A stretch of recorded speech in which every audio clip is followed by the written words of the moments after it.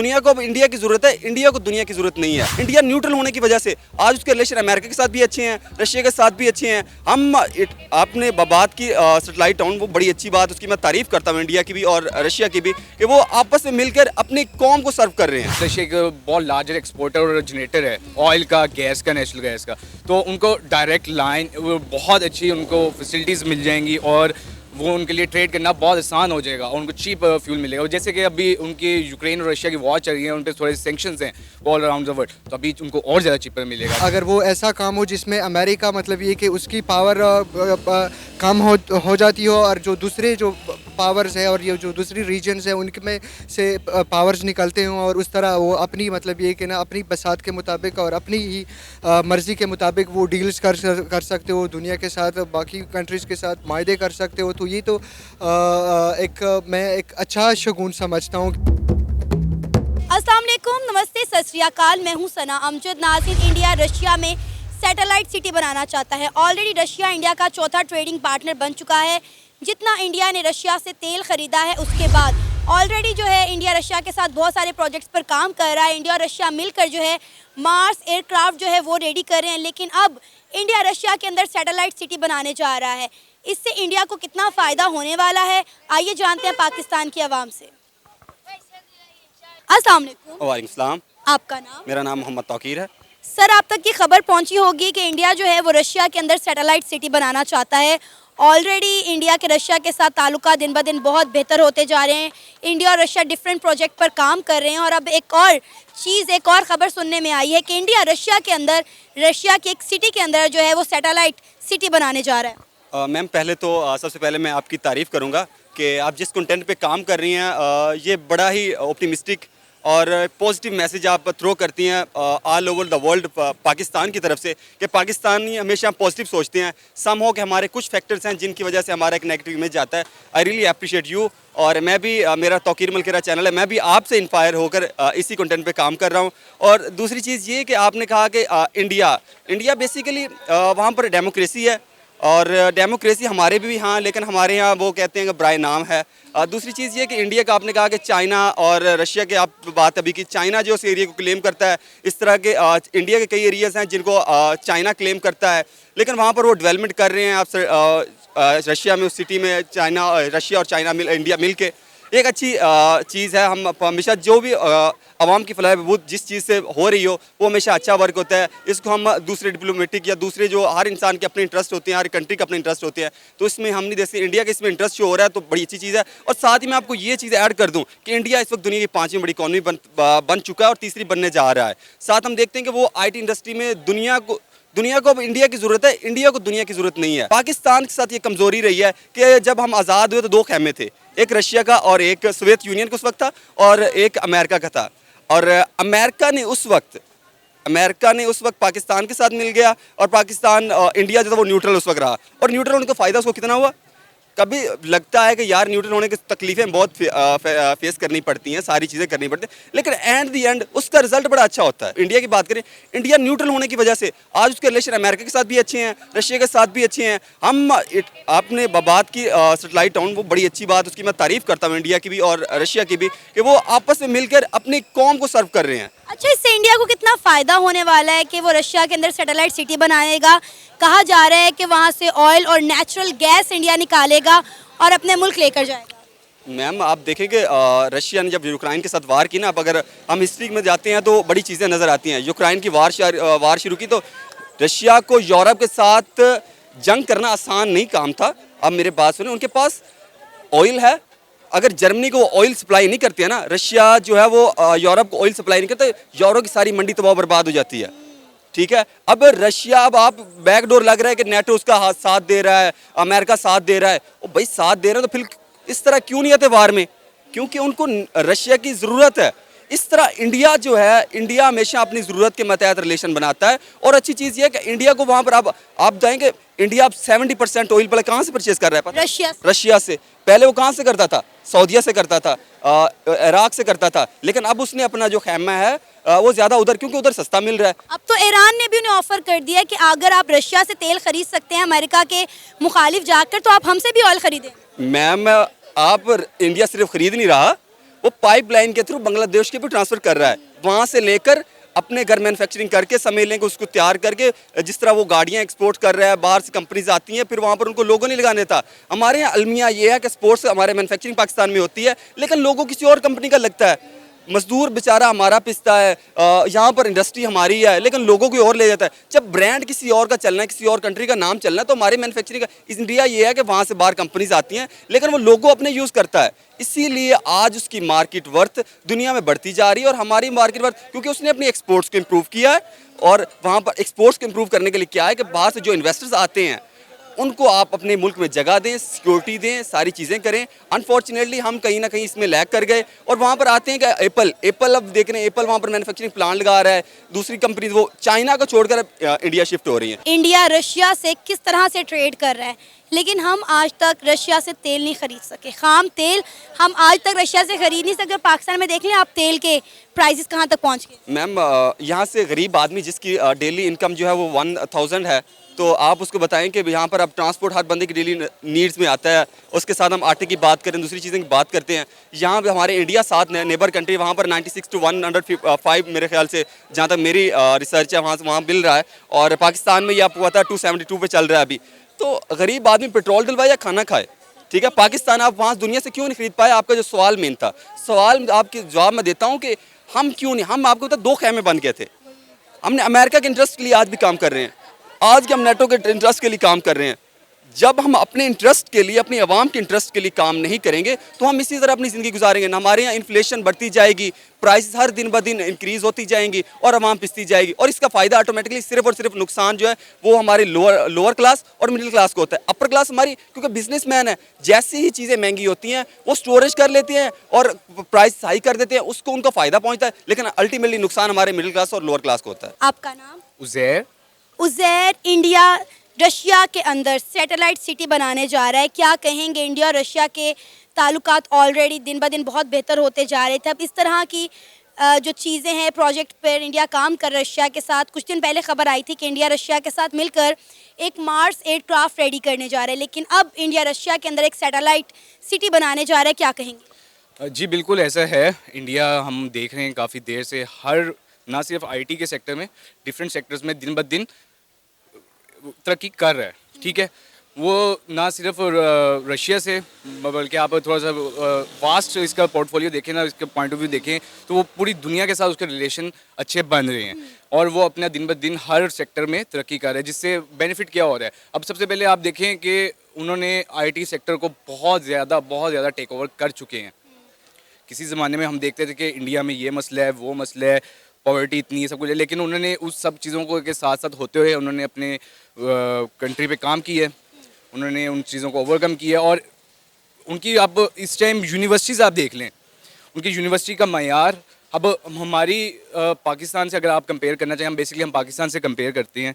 पाकिस्तान में हम इस टाइम टॉप 2 यूनिवर्सिटीज़ की बात करें तो एक कायद-ए-आज़म यूनिवर्सिटी इस्लामाबाद, एक नस्ट है, लेकिन वो अभी भी with in 400 top 400 university world के में नहीं आती। अच्छा, मुझे ये बताएं कि इंडिया जो रशिया में इतनी बड़ी इन्वेस्टमेंट करने जा रहा है, वहाँ पर सैटेलाइट सिटी बनाने जा रहा है, इससे इंडिया को कितना फ़ायदा होगा? बहुत ज़्यादा फ़ायदा होगा, डेफिनेटली होगा। देखें, अब जितना उन्होंने अपने आईटी सेक्टर को इतना डेवलप कर लिया है, एक फॉरेन फंडिंग आ रही है, उनके रिलेशन बिल्ड कर रहे हैं, उससे फिर उनको ट्रेड करना। सबसे पहले अब आपको पता है रशिया एक बहुत लार्जर एक्सपोर्टर और जनरेटर है ऑयल का, गैस का, नेचुरल गैस का, तो उनको डायरेक्ट लाइन बहुत अच्छी उनको फैसिलिटीज़ मिल जाएंगी, और वो उनके लिए ट्रेड करना बहुत आसान हो जाएगा, और उनको चीप फ्यूल मिलेगा। और जैसे कि अभी उनकी यूक्रेन और रशिया की वॉर चल रही है, उन पर थोड़े सेंक्शंस हैं ऑल अराउंड द वर्ल्ड, तो अभी उनको और ज़्यादा चीपर मिलेगा। और उसके बावजूद भी इंडिया रशिया से बहुत बड़ी तादाद में ऑयल खरीद रहा है, यहाँ तक कि रशिया इंडिया का चौथा ट्रेडिंग पार्टनर भी बन गया है। बिल्कुल ऐसे ही है, वो बन चुका है। ये चांस हमारे पास भी था, हम भी रशिया से डील कर सकते थे, हम भी ले सकते थे, लेकिन ड्यू टू सेंक्शंस और हमारे जिस तरह के अमेरिका के साथ रिलेशन है, हम नहीं कर पाए। लेकिन अब उसने अपने मुल्क के बारे में सोचा, अपने सेक्टर के बारे में सोचा, उन्होंने किस तरह ग्रोथ करनी है उन्होंने की, और उससे उनको ये बेनिफिट ही होगा, वो इससे ग्रोथ करेंगे। उन्होंने ऑल अराउंड द वर्ल्ड अपनी एक जो कि जिसको कहते हैं अलाइज बनाए हैं, अपने ट्रेडिंग अलाइज बनाए हैं, उनकी ट्रेडिंग आसान हो गई है, उनको फ्यूल एक बहुत चीपर कॉस्ट में मिलेगा, ठीक है। इससे एक होगा क्या, उनका ऑल अराउंड द वर्ल्ड में एक ह्यूज इम्पैक्ट जा रहा है। इस टाइम इंडिया हर जगह ग्रो कर रहा है। ये आपके ईरान में इनका जो पोर्ट है, चाइना आया, उधर आया, पूरी दुनिया अपने अपने फ़ायदे के बारे में सोचती है, अपने तो future हम के अपना फ़ायदा क्यों नहीं सोचते? आज तक हम रशिया से तेल नहीं खरीद सके हैं। यही तो बात है ना, हम नहीं खरीद सके, हम बहुत दूर हैं। हमारे ऊपर जो हमारे निगरान बैठे हैं, हमारी हुकूमतें बैठी हुई हैं, वो उनको अपना फ़ायदा चाहिए। हम कौम का फ़ायदा तो सोचते नहीं है ना, हम अपना फ़ायदा देखते हैं। मुझे फ़ायदा है कि यार मैंने यहाँ पे जाना है, मुझे ये काम है, मुझे इसमें मेरा फ़ायदा है, बाकी दुनिया जाए भाड़ में, ठीक है, हमें कोई फ़र्क नहीं पड़ता। यही बात है, अनफॉर्चुनेटली हमें कहना पड़ता है कि जी हम उस बैड लक, हमारी इतनी बैड लक है, हम ऐसी बदकिस्मत कौम से हैं जिसके का कोई वाली वारिस ही नहीं है। अब क्या है, लड़ मर के थक गए, मर गए हैं, ख़त्म हो गए हैं, हमारा तो कोई नहीं है ना। क्या नाम है आपका? फरमान वज़ीर। मेरा नाम हफीज़ वज़ीर है। सर, खबर निकल के सामने आई है कि इंडिया रशिया के अंदर सैटेलाइट सिटी बनाने जा रहा है। क्या कहेंगे, इंडिया का रशिया की तरफ दिन ब दिन झुकाव इतना क्यों बढ़ता चला जा रहा है? असल में ये जो क्वेश्चन है ये इसका एक बड़ा सा मतलब ये कि लेंथी किस्म का जवाब हो सकता है, क्योंकि ना हम इस पूरी ये जो इंटरनेशनल पॉलिटिक्स की कंटेक्स्ट है इसको हम पहले इसको देखना पड़ेगा। क्योंकि जो ही मतलब ये कि 1945 के वर्ल्ड वॉर सेकंड के बाद अमेरिका ने एक पूरा एक वर्ल्ड ऑर्डर दिया जिसे लिबरल वर्ल्ड ऑर्डर कहते हैं। तो उसके तहत उन्होंने मतलब ये कि जो जितनी कॉलोनीज़ थी यूरोपियन कॉलोनाइजर्स की, वो उनसे खाली करवाए। क्योंकि ना लिबरल वर्ल्ड ऑर्डर में ये है कि no one has the authority to rule over any other territory और पीपल और एनी रेस और कल्चर और एथनेसिटी। तो बज़ाहिर तो वो कॉलोनीज़ उन्होंने मतलब ख़त्म कर दी, लेकिन ना उनकी वो जो वो एक दूसरी एक नई कॉलोनियल पावर जिसे न्यू इम्पेरियल अमेरिका हम कह सकते हैं, उसने पूरी दुनिया पे ना अपनी कब्ज़ा जमाया। और उसके बाद जो कॉलोनीज़ थी उनको बराए नाम सारी दुनिया को आज़ादी दी गई, और असल में ऐसी कोई चीज़ थी ही नहीं। लेकिन अब इस पे ये ख़बर सुन के मुझे तो मतलब ये कि ना पर्सनली खुशी हुई, क्योंकि ना मैं तो काफ़ी पूरी इंसानियत के लिए ये एक भलाई का काम समझता हूँ।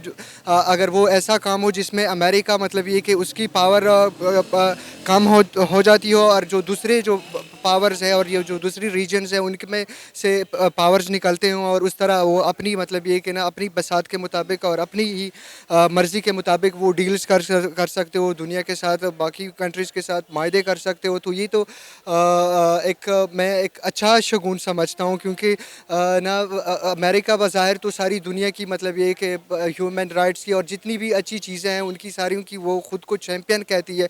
हालांकि ऐसा कोई भी चीज़ नहीं है। ग्राउंड पे जो जितनी भी मसालिम हुए, जितने भी ब्रुटैलिटीज़ हुई है, जितने भी वॉर्स, जितनी भी चीज़ें हुई हैं, उन सारों के पीछे अमेरिका का एक बड़ा हाथ है। और अमेरिका को क्या पूरी दुनिया को टक्कर देने के लिए इंडिया आकर खड़ा हो गया इस वक्त? तो ये तो ना हम पाकिस्तानी तो मतलब ये कि ना इतने पागल है कि हम अपने मतलब ये कि ना ये एक ना आम सी बात भी है कि आप जिस मोहल्ले में रहते हो, तो अगर आपका अपने पड़ोसियों के साथ ताल्लुकात अच्छे ना हो तो आप तरक्की कर ही नहीं सकते, आप खुशहाल प्रॉस्पेरस बन ही नहीं सकते हो। तो ये एक जो नैरेटिव है ये बहुत ही गलत नैरेटिव है। इसको हमने ना इस तरह मतलब ये कि रूट आउट करना है कि हम अपनी नाइबर्स के साथ पहले हमारी ताल्लुकात ठीक होनी चाहिए। अब अगर अमेरिका और मतलब ये कि रशिया की कंटेक्स्ट में देखा जाए तो रशिया हमें करीब पड़ता है अमेरिका से, तो वो भी एक किस्म का मतलब ये कि ना हमें उससे भी खुश होना चाहिए कि वो भी, क्योंकि ना हमारी जो इस जियोग्राफी में जो जितने भी करीबी टेरिटरीज़ है, जितने भी मतलब एक हमारी नाइबर्स में कंट्रीज़ है, ये अच्छे हो और इनके साथ हमारे ताल्लुकात अच्छे हो तो ज़ाहिरी बात है कि पाकिस्तान भी तरक्की करेगा। अब तो फ़िलहाल तो सिस्टम ऐसा ही है कि हम तैयार पैसों से चल रहे हैं, इस वजह से तो तरक्की भी नहीं कर रहे। मोटरवेज़ बन रहे हैं, इंफ्रास्ट्रक्चर बन रहे हैं, यूनिवर्सिटीज़ बन रहे हैं और भी चीज़ें बन रही, लेकिन उसका रत्ती बराबर फ़ायदा नहीं है। हम सर, अब आप देखें ना, इंडिया ऑलरेडी कुछ दिन पहले रशिया के साथ मिलकर एक मार्स एयरक्राफ्ट रेडी कर रहा था। ये खबर सुनने में आई थी, लेकिन अब एक और बड़ी खबर निकल के आ गई कि इंडिया रशिया के अंदर सैटेलाइट सिटी बनाने जा रहा है। मतलब आप देखें कि इंडिया और रशिया के ताल्लुकात दिन ब दिन कितने बेहतर होते जा रहे हैं। यहाँ तक कि इंडिया और रशिया जितनी ट्रेड हुई है, रशिया इंडिया का 4th ट्रेडिंग पार्टनर भी बन गए हैं। तो ये भी तो वही बात हुई ना कि ये सारी मतलब ये कि मैं तो अच्छी बातें इनको मैं समझ रहा हूँ कि ये अच्छी चीज़ें हैं, ताकि मतलब ये कि अब पहले इंडिया भी तो वही मतलब ये कि अमेरिका की उसमें तसल्लुत में था, और मतलब ये कि अब उन्होंने इतनी तरक्की की कि वो अब अमेरिका के कहने के बावजूद भी वो इस तरह की मतलब ये कि इनिशिएटिव्स और स्टेप्स ले सकते हैं। तो ये तो मैं तो इसको अच्छा ही समझूंगा, क्योंकि दुनिया में जितनी भी ब्रुटैलिटीज़ और अप्रेशंस, जितनी भी मतलब ये कि वॉर्स वगैरह, जो भी जितने भी बुरे काम है दुनिया में, उन सारों के पीछे अमेरिका का हाथ है। तो अमेरिका को कमज़ोर करने के लिए आपने किसी दूसरे मतलब ये कि ना जो दूसरा उसका अपोजिट जो है लेफ़्ट विंग, या हम उसे कह सकते हैं, या मतलब ये कि उसकी जो अपोजिट जो आइडियोलॉजी है, तो ऑटोमेटिकली उसको तो सपोर्ट करना होगा, और उसकी मतलब ये कि ना उसकी तरक्की से तो खुश होना। आप इंडिया जो सैटेलाइट सिटी बनाने जा रहा है रशिया के अंदर, इससे इंडिया को कितना फ़ायदा है? और असल में मैं तो ये कह रहा हूँ कि इंडिया जो है वो खुद एक इंडिपेंडेंट कंट्री है, और वो इकनॉमिकली भी मतलब एक किस्म का दुनिया की 5th पोजीशन पे है, बड़ी मजबूत है, और वो एक किस्म का आज़ाद मुल्क है। और जो सुपर पावर्स है, जो बिग पावर्स है वर्ल्ड में, उनसे तकरीबन आज़ाद है। और तो मैं तो ये सोच रहा हूँ कि इंडिया अगर रशिया के साथ मतलब इस तरह के कुछ कॉन्ट्रैक्ट करते हैं, तो उसमें इंडिया के और रशिया दोनों के ही फ़ायदे हैं, और ये पूरे रीजन का उसमें फ़ायदा है, सिर्फ इन दो मुल्कों के नहीं। और मैं तो कह रहा हूँ कि इसमें दोनों के फ़ायदे हैं। आप क्या कहेंगे? मैं तो ये कहूँगा कि इंडिया को तो ऑटोमेटिकली ये भी फ़ायदा है, क्योंकि इंडिया जो है इलेक्ट्रॉनिक्स और इन चीज़ों में ना पूरी दुनिया में एक नाम रखती है। तो उसके जितने भी प्रोफेशनल्स हैं और जितनी भी उसकी इंडिया की प्रोडक्शंस है, जितनी भी चीज़ें हैं, वो बरवाए कार लाई जाएगी, तो उसमें ऑटोमेटिकली तो इसका इंडिया को तो काफ़ी फ़ायदा है। और मैं तो ये कहूँगा कि अब ये जो टेक्नोलॉजी में जो एडवांसमेंट आ रहे हैं, जो मतलब ये कि ना एक पूरी जो लेबर है उसको रिप्लेस कर रही है टेक्नोलॉजी, तो मैं तो ये कहूँगा कि मतलब ये कि ये अच्छी बात है, लेकिन ना इसको इंसानियत के लिए अगर यूज़ किया जाए, ना कि ऐसा कि इंसानियत को और भी मतलब ये कि इससे डिग्रेड करें हम इस शक्ल में, ताकि मतलब ये कि जैसे कि मतलब ये कि मज़दूर और भी अब वो जो युवाल नूह हरारी कहता है कि इंसान मतलब ये कि ना टेक्नोलॉजी सब कुछ वो ले लेगी, और इंसान एक इस सिस्टम से इर्रेलेवेंट हो जाएगा।